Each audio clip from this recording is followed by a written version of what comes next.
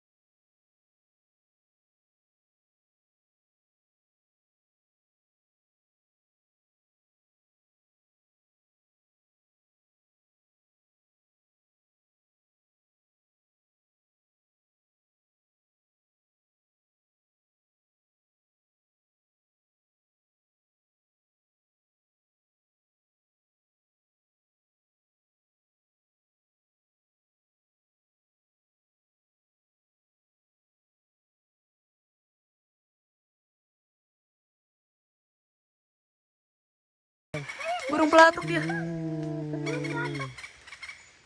Ini baik.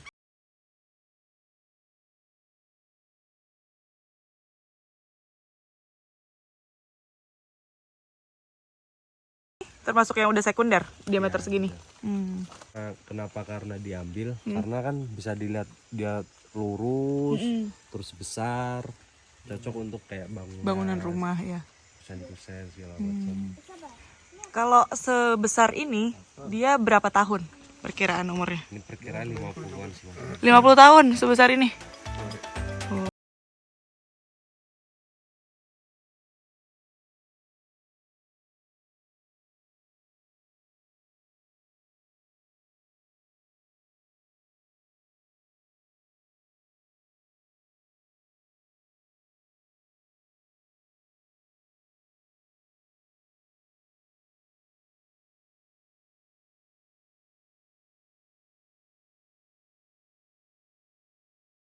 Adek jadi anak terkecil yang pernah trekking di hutan ini.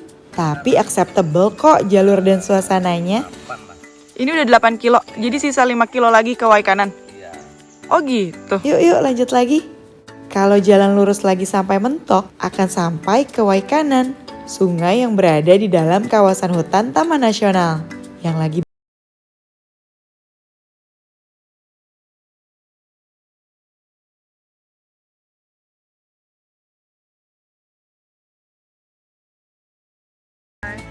lanjut jalan lagi, akan ketemu apa lagi ya?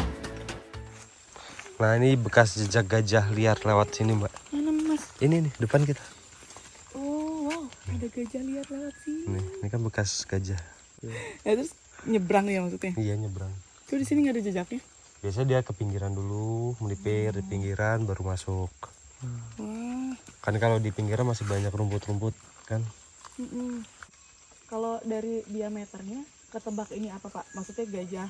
Ini gajah jantan bisa Karena dewasa. karena dia Dewasa tapi kalau ukurannya segini ya? Iya. karena bisa dilihat kan itu cuma satu jalur. Satu jalur maksudnya terlalu banyak jejak kaki. Kan kalau jantan dewasa kan memang dia soliter kan. Nggak sendiri dia, Bu. Kalau misalnya yang lewatnya jejaknya banyak berarti itu yang kumpulan Iya, yang itu ada rombongan, keluarga lain iya. gitu ya.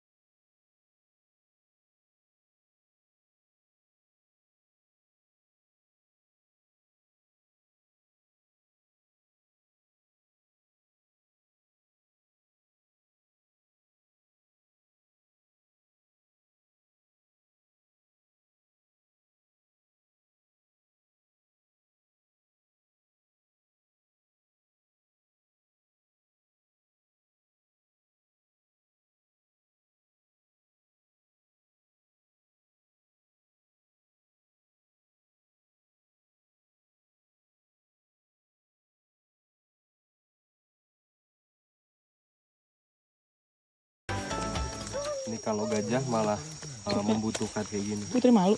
Buat? Buat istilahnya penggaraman. Jadi kan gajah nggak bisa produksi garam di dalam tubuhnya. Jadi dia makan kayak gitu kan ada duri-duri tipis kan. Jadi dia lukain bagian tubuhnya, bagian dalam tubuhnya kayak aku nggak tahu usus apa bagian apa. Nanti di situ keluar garam. Oh gitu. Unsur garam di.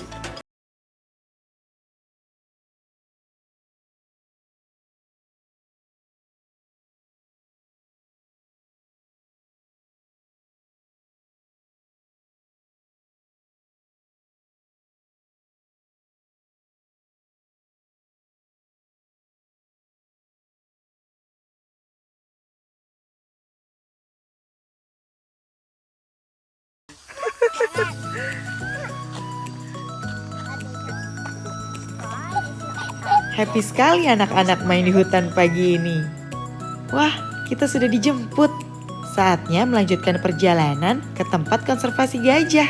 Ini yang paling kami tunggu-tunggu.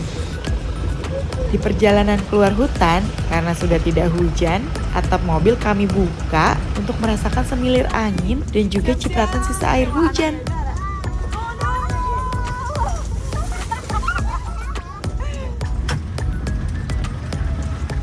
Nah, ini sungai yang ada di hutan yang tersambung ke Waikanan. Dan banyak buaya juga loh di situ. Ada yang lihat buaya? Seru ya? Seru ya? Seru banget, lihat pohon, menghirup udara segar. Wah, segar sekali udaranya di sini. Kayaknya nggak ada polusi juga.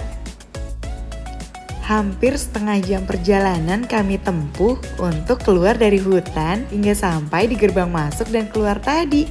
Tapi nggak kerasa ya, karena seru banget rasanya berdiri di mobil seperti tadi di sepanjang jalan hutan. Kalau dari gate depan, kalau mau trekking tadi yang lurus. Tapi kalau mau ke pusat pelatihan gajah, belok kanan. Jalan masuk ke area konservasi gajah seperti ini. Jalannya cukup bagus dan lebar. Dari jalurnya 9 kilo sampai ke tempat gajah. Kan? Ini juga jalan komunitas satwa liar. Oh gitu. Jadi kalau malam ketemu kemungkinan untuk ketemu satwa liar ada kayak macan nyata, wow. hijau-hijau. Shortcutnya masyarakat desa Labarat 6, Labarat 7, Labarat 9 menggunakan jalur ini.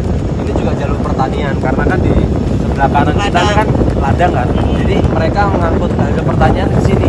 Karena kalau harus ke jalan lintas jauh, juga kalau jauh kan makan banyak biaya. Makanya masyarakat untuk jalur pertaniannya juga bekas gajah liar.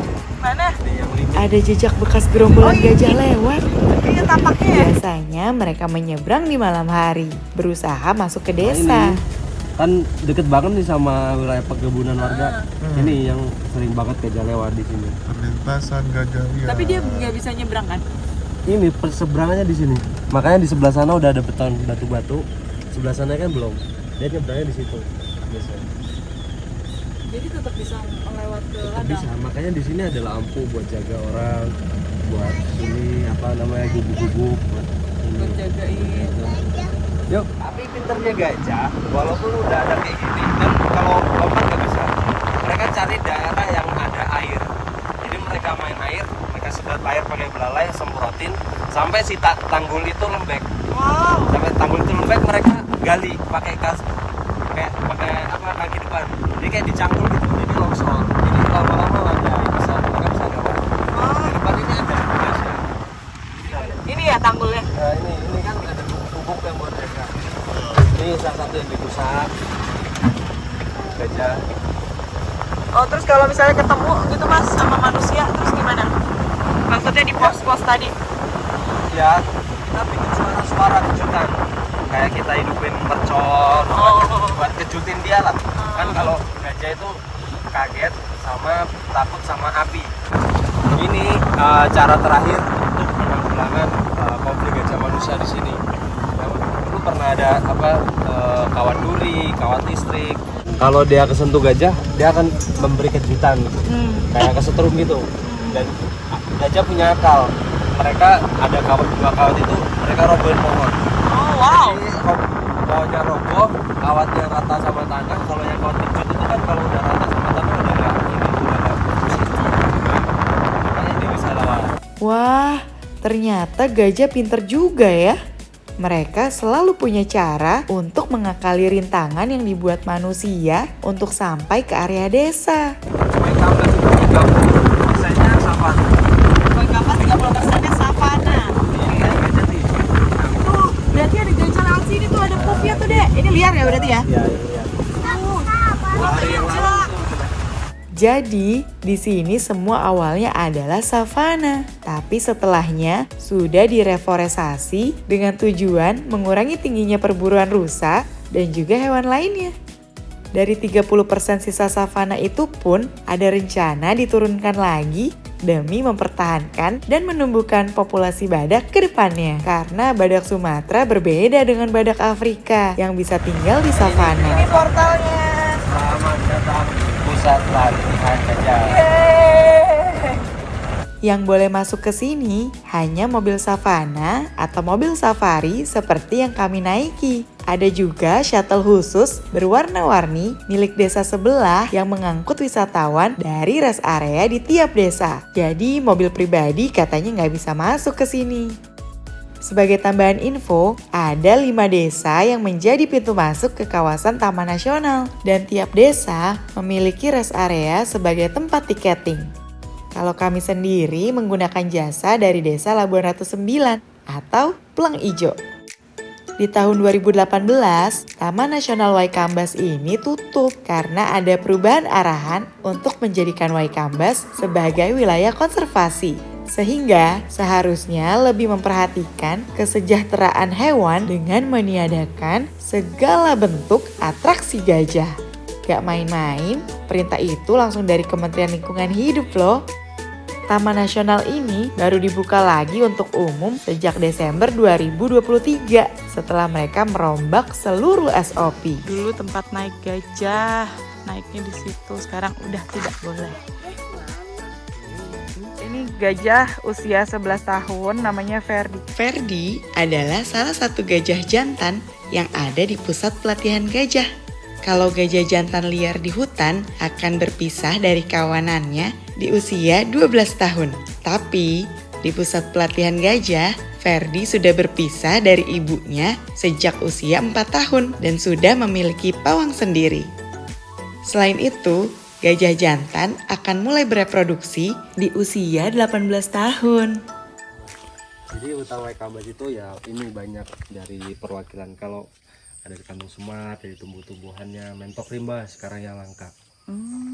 Mentok rimba. Kayak ini bebek, Iya, Kayak bebek tapi mukanya batik. Bebek hutan. mukanya batik. Itu lihat mukanya total. Mas, kantong semar emang tadi ada? Ada, tapi Tadi. kita nggak lihat. Oh, di dalam-dalam. Di dalam hutan banget. Bahkan harimau Sumatera juga ada ya? Kita masuk museum dulu ya. Ya, visitor center. Jadi ini semua asli kecuali gadingnya. Kenapa gading? Ya, takutnya Dicolong. Ini emang fosil gajah memang Iya. warnanya coklat. Enggak, ini diwarnain biar awet gitu. Sebenarnya sih warnanya kayak kalau tulang-tulang ya putih. Wah, tuh lihat kakinya gini, Mas. Tuh kakinya. Makanya kayak pelangi, soalnya depannya tumpul tuh, Mas. Nah,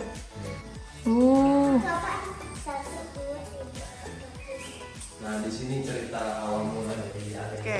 Jadi kan dulu pada waktu pemerintahan Belanda, kolonial Belanda, statusnya masih sebagai cagar alam. Tapi setelah Belanda lepas, area yang kita lewatin tadi jadi area HPA, hutan produksi.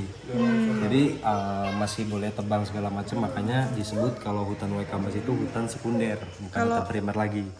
Nah, pada tahun periode 70 sampai 84 ini adanya pengharapan ladang di wilayah hutan yang saya bilang di sini ada kayak perkampungan dari Bali segala macam ada di sekitar sini. Oh, gitu. Nah, tapi mereka direlokasi ke luar kawasan Taman Nasional. Nah, pada tahun jadi penempatan jadi Taman Nasional itu baru pada tahun 89 ini. Oh, gitu. Kalau cagar alam itu di bawahnya Taman Nasional ya, Iya, statusnya. Kan ada translokasi gajah Sumatera itu pada tahun ini dari 84 sampai 91. Nah ini translokasi gajah Sumatera, jadi semua gajah yang ada di Lampung difokusin untuk masuki kawasan Taman Nasional Waikambas. Oh gitu. Jadi karena di sini semua udah masuki kawasan pemukiman padat penduduk kayak kawasan-kawasan industri kayak PT Gula, PT Tambak, makanya gajah-gajah kehilangan habitatnya. Makanya pada tahun tahun berapa tuh? 1984 sampai 91. 84 sampai 91 ada program translokasi gajah ke wilayah kawasan Taman Nasional Waikambas. Jadi semua gajah di Lampung mereka dikumpulkan di Taman Waikambas. Nasional. Udah pernah ketemu semua belum Mas sama ini? Ini yang belum. Dua ini. Bahkan harimau aja susah ditemuin ya? Iya. Tapi kalau jejak udah sering siap. Jadi gajah itu dia kan hewan yang besar. Dia memerlukan dalam sehari itu 10% dari berat tubuhnya. Wow. Makanan, minuman itu 10% dari berat tubuhnya. Jadi kalau 3 ton, jadi sehari itu dia harus suplai makanan itu 300 kilo.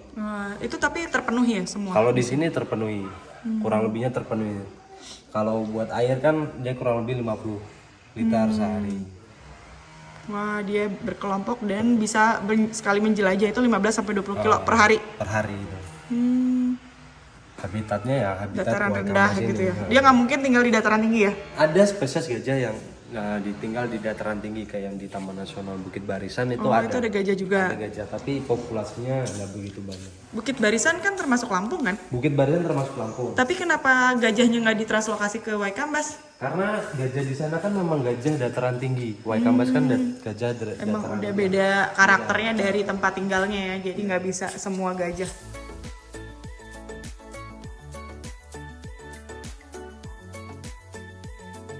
Sekarang kita lihat savananya yuk.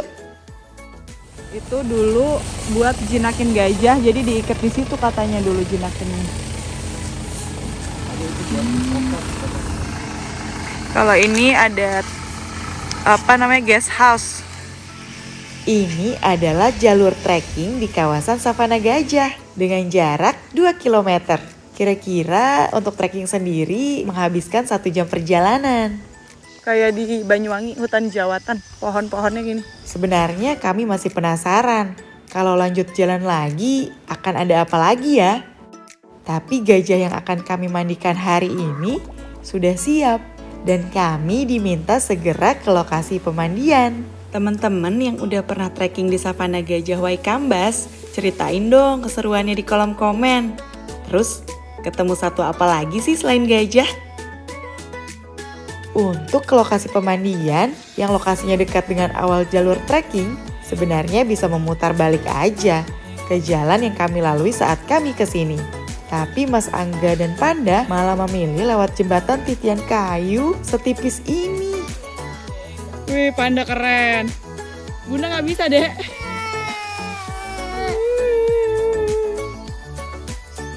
Aduh ya Tuhanku, gimana sih caramu, Pan? We did it! We did it! Hooray! Sedangkan Bunda, Muter-muter. akhirnya Bunda sampai juga di seberang.